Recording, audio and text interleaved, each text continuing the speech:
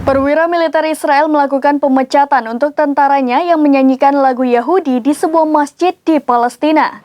Israel mengakui bahwa pasukannya itu telah melanggar aturan militer.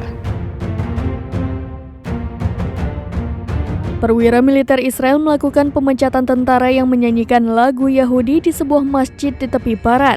Israel mengakui pasukannya itu telah melanggar aturan militer.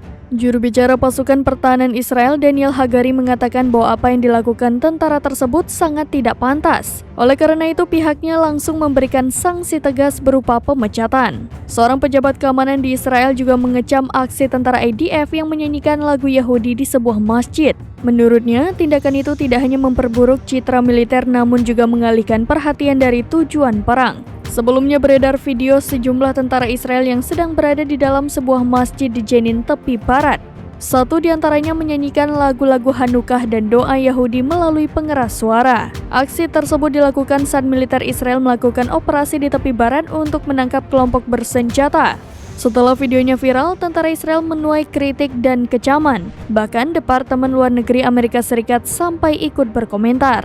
Pihaknya menilai kelakuan tentara Israel yang ada di dalam video sangat tidak pantas.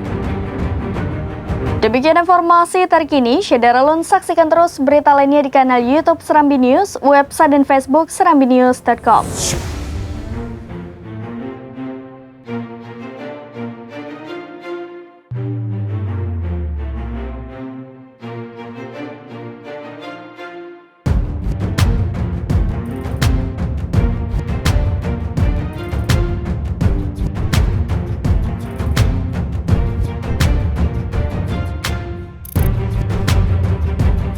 Download Tribun X sekarang, menghadirkan lokal menjadi Indonesia.